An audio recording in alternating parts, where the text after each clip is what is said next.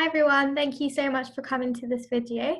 So today we're going to be going over exponentials and their graphs. So the learning objective for today is to be able to know and use a to the power of x and its graph where a is positive, and to know and use the function e to the power of x and its graph. So like always, there's going to be timestamps in the description of the video, so feel free to skip to any parts you want to. But let's get started. So if we move on to the first learning objective about knowing the graph of a to the power of x, a to the power of x, they're just called exponential graphs. So if you raise any number such as 2 to the power of x, or 3 to the power of x, or 4 to the power of x, we want to know what their graphs will look like. So over here, that's just the general shape of a graph of y equals to a to the power of x. And whatever a is, they always have quite similar properties, but remember this only applies for when a is greater than 1. So the first property is that as y increases, x also increases. So this is because whenever you're raising a number to a larger power, if your number is positive, as the power increases, your output, your y, is also going to increase. So if you think about it, if you do 4 to the power of 2, that's 16. But then if you do 4 to the power of 3, that's 64. So it just keeps on increasing as you increase x.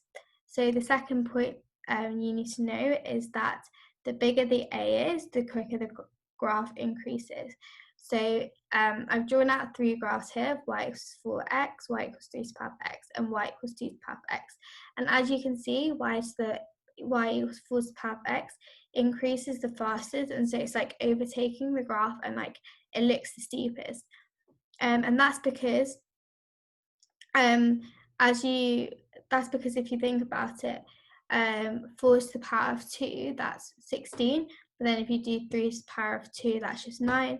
But then if you do 2 to the power of 2, that's just 4. So for all values of x, your y value is always going to be larger the larger your a is. So that's why it would increase faster and look steeper for the bigger the a is. And then the last point is that as x decreases, y increases at a smaller.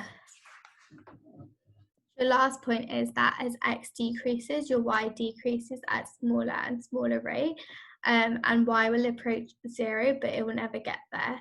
And that's because if you go on to values of x, such as like 2 to the power of -1/2, you'll get a fraction, and as you keep going into the negative numbers, you'd always get like a really, really small fraction. So you could get like y equals 1 over 2 over 1,000, but it will never approach 0. So the graph, as you can see here, as x becomes negative and decreases, your graph gets closer and closer to the x-axis, but it will never reach it. Like, you will never have something raised to the power that will equal 0. That just never happens.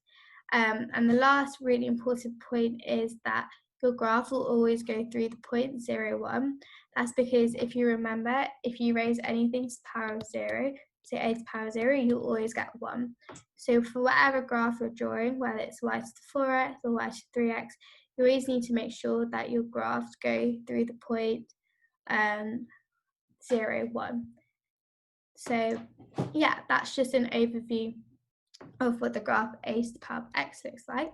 So now if we move on to the second objective about e to the power of x and its graph. So moving on to e to the power of x, y equals e to the power of x, that's just a form of the graph y equals a to the power of x, only that e is equal to around 2.78 something.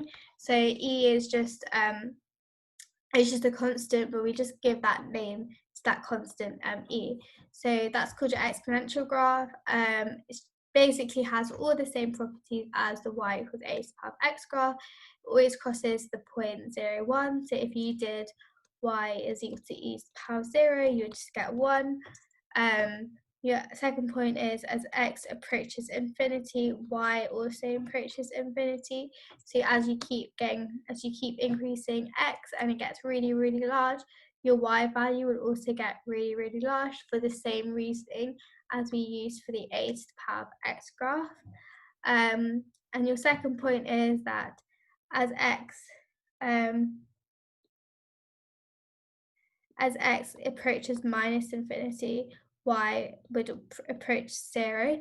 So as x gets really, really small, your y value would become really small and approach 0, and your graph will approach the x-axis, but it will never meet, and that's because you can never raise a number to 0 to a number and get 0.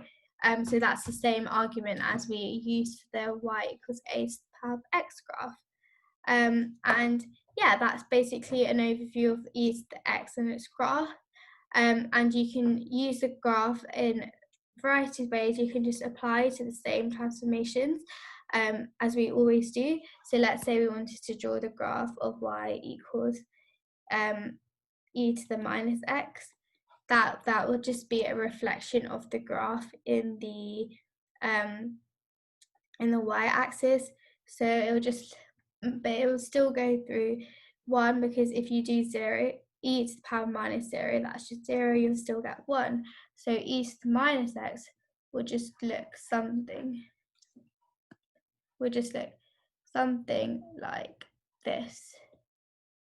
That's just y is equal to e to the minus x. So why don't you try draw what e to the power of minus e to the power of x would be. So yeah, pause the video, try it out for yourself. So that would just be a reflection of the graph e to the power of x, but in the x-axis.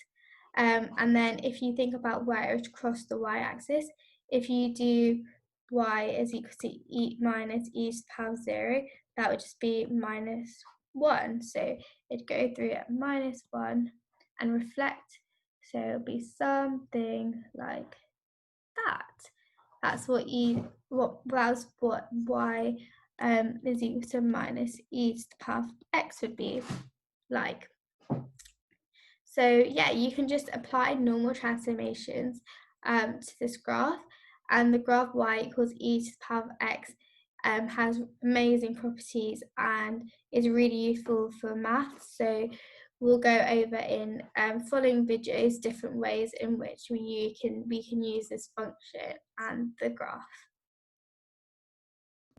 So that's everything about a to the power of x and its graph, and the function e to the power of x and its graph. If you want to do some more practice about transformations of e to the x graph, that would be really useful, but we're going to be going over more applications of how to actually use this function in following videos. So other than that, thank you.